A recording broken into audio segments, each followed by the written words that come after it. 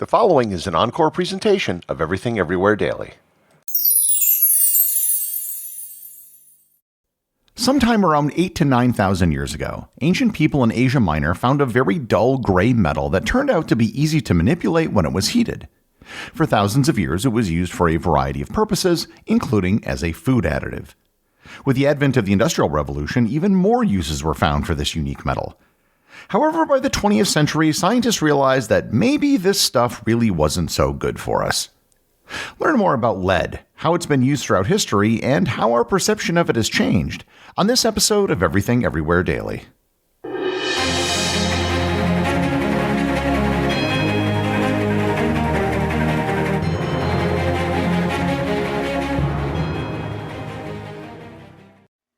This episode is sponsored by Mint Mobile.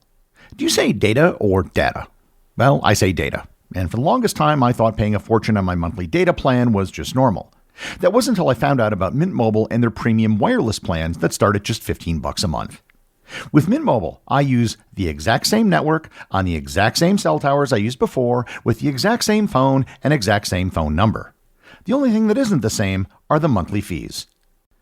All plans come with high-speed data, or high-speed data, your choice, as well as unlimited talk and text delivered on the nation's largest 5G network.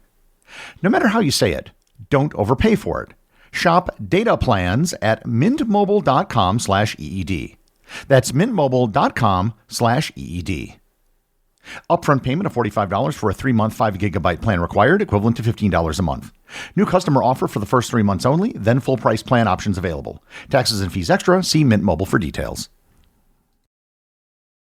The spirit of innovation is deeply ingrained in America, and Google is helping Americans innovate in ways both big and small. The Department of Defense is working with Google to help secure America's digital defense systems, from establishing cloud-based zero-trust solutions to deploying the latest AI technology.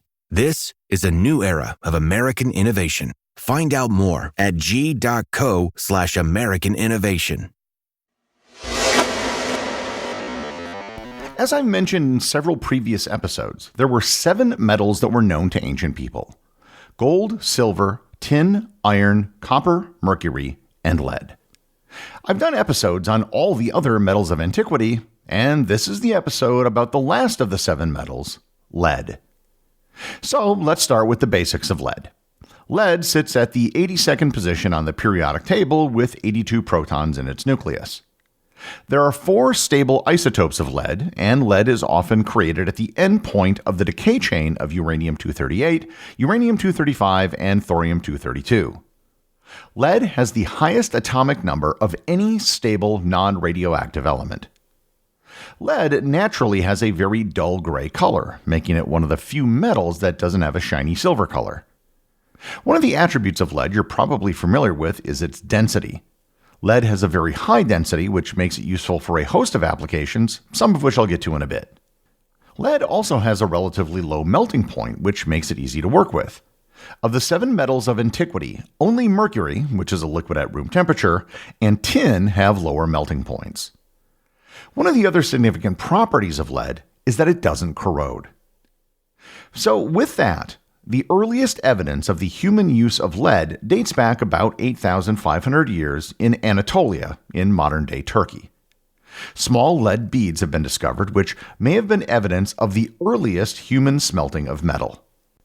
It's thought that the first attempts at lead extraction really had nothing to do with lead per se. It's just that lead is often found alongside silver, and it may have been that the lead was smelted just to get access to the more attractive silver. However, lead was eventually pursued for its own sake once its properties were better understood. The first people to probably actually use lead were the ancient Egyptians. They used lead for a host of purposes, including for cosmetics, glazing for pottery, weights for fishing nets, and for ornamental use. Many other cultures independently discovered the properties of lead all around the world. In Mesopotamia, as well as in China, lead was used for simple coins. In the Indus Valley Civilization and the civilizations in Mesoamerica, they used lead for simple jewelry and amulets. In Eastern and Southern Africa, lead was used to create wire, which was actually one of the earliest examples of metal wire making in human history. The Greeks were the first people to take advantage of the anti-corrosive nature of lead. They would create sheets of lead and use them to line the bottoms of ships. This would not only inhibit the growth of barnacles, but the weight of the lead would serve as a ballast. Another major use of lead was for ammunition for slings. Lead was heavy and it could be shaped into a more lethal projectile. And lead was also used occasionally as a medium for writing, as thin sheets of lead could easily be scratched. The people who really took lead usage and lead production to another level were, of course, the Romans. They were far and away the biggest producers and consumers of lead in the ancient world. In many ways, the Romans used lead in a similar way that we use plastics in the modern world. Lead was very malleable, which made it very easy to shape. One of the biggest uses of lead was in aqueducts and in water pipes. In fact, the Latin word for lead is plumbum, which is where we get the English word for plumbing, and it's also why the chemical symbol for lead is Pb. The Romans used lead to line their baths and used lead in cookware. It was well known that cooking food in lead containers would add sweetness to it in the form of sugar of lead, chemically known as lead acetate. The Romans were producing about 80,000 tons of lead per year out of the mines around the empire, although, as with the first users of lead, they primarily got their lead while pursuing silver. After the fall of the Western Roman Empire, lead production around the Mediterranean dropped sharply. The new centers of lead mining were in India and China. In China, lead was used in metal alloys, as well as many of the uses I described before. In India, lead was used in traditional Ayurvedic medicine and was thought to have therapeutic properties. And yes, I know what you're thinking when you hear that, and I'll be getting to it in a bit. Back in Europe, around the 10th and 11th centuries, lead made a comeback. It was used as a major component in the creation of stained glass. Both European and Islamic alchemists thought that lead was simply an impure form of gold. They both had similar properties in terms of density and malleability, and this was why alchemists thought that they could turn lead into gold. It's because they simply thought that gold was a purified version of lead. Around this time, firearms came into use, and lead was found to be an ideal projectile. Lead projectiles had a high density, could easily be made with a wood fire, and were deformed on impact, causing more damage. Lead was also the base of the pigment known as Venetian ceruse. It was a white powder that was used as a cosmetic as well as in powdered wigs. If you've ever seen an image of Queen Elizabeth I wearing white powder all over her face, it's Venetian ceruse. It was also used to powder wigs up until the 18th century. When the printing press was developed, much of the movable type was created using a lead alloy. Lead was also used as the tiles for roofs because of their waterproof and anti-corrosive attributes.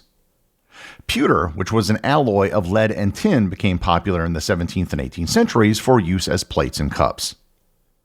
When the Industrial Revolution began in the 18th century, the demand for lead went up dramatically.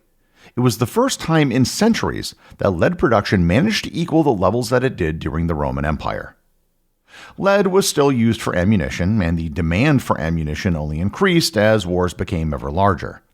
Lead continued to be used for plumbing, and demand for pipes increased as running water became more popular.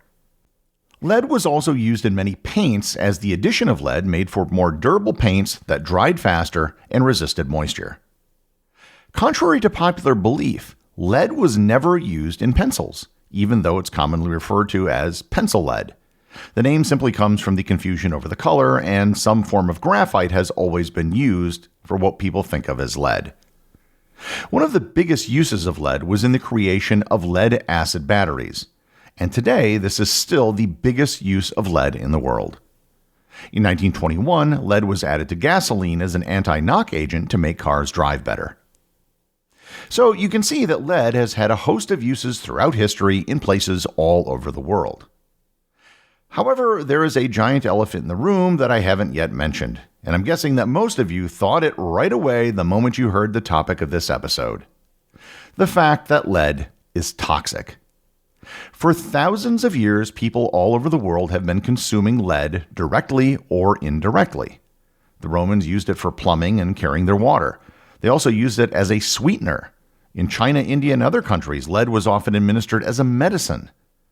Lead was eventually used to make glass in the form of crystalware, which was again used to drink out of.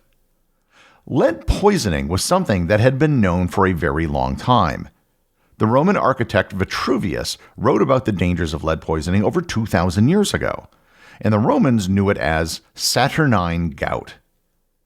It wasn't until the 20th century, however, that we realized just how bad lead can be. For starters, there is no known biological need for lead at any level. There are certain elements that are required for human metabolism in very trace amounts, such as selenium and chromium. However, there appears to be zero need for lead. However, the human body can bioaccumulate lead over a lifetime, and it can collect in your bones and organs. Because lead can accumulate, even low amounts of lead can become lethal over long periods of time. Lead poisoning can cause developmental delays, learning difficulties, and behavioral issues in children, along with neurological symptoms, gastrointestinal problems, and anemia. In adults, it can lead to memory loss, mood disorders, muscle and joint pain, reproductive issues, and hypertension, with symptoms varying between acute and chronic exposure. The harms from lead poisoning became so well known and so bad that in 1983, an environmental chemist by the name of Jeroen Naragu wrote an academic paper where he proposed that the Roman Empire actually fell due to lead poisoning. However, his thesis has been roundly rejected by pretty much everyone. The movement to ban lead seriously began with the discovery by Claire Patterson, whose story I told in a previous episode, that lead was showing up everywhere in the environment due to its use as a gasoline additive. Over the last several decades, lead has been removed from almost everything. Paint is now almost universally lead-free, as is crystal. That doesn't mean you can't touch lead or that it's as bad as something like mercury, but it does mean that you absolutely should not be ingesting it. Despite the bans and concerns around lead production has actually been going up globally, and today lead production is at an all-time high. About 10 million metric tons of lead is produced annually, and over half of that actually comes from recycling. The world's largest producers are in order: China, Australia, and the United States. About 80% of all lead produced today is used in lead-acid batteries. Lead-acid batteries are the type that are used in cars, and the lead is why those batteries are so heavy. Lead-acid batteries still have many advantages, including being rechargeable and relatively cheap. In addition, automobiles are often used in home renewable power setups. The other 20% of global lead production mostly goes towards the creation of glass. High-quality glass still uses lead, but it's no longer used for dinnerware. Normally, when I do an episode on an element, I can say that somewhere around you is something made out of that element. But in the case of lead, that probably isn't the case unless you happen to be in your car right now. That places lead in a very unique category of material. It's one that used to be more important than it currently is today. And that is all due to the realization of just how dangerous lead is and the decades-long attempt to get the lead out. The executive producer of Everything Everywhere Daily is Charles Daniel. The associate producers are Austin Oakton and Cameron Kiefer. I want to thank everyone who supports the show over on Patreon. Your support helps make this podcast possible. I'd also like to thank all the members of the Everything Everywhere community who are active on the Facebook group and the Discord server. If you'd like to join in the discussion, there are links to both in the show notes. And as always, if you leave a review or send me a boostagram, you too can have it read on the show.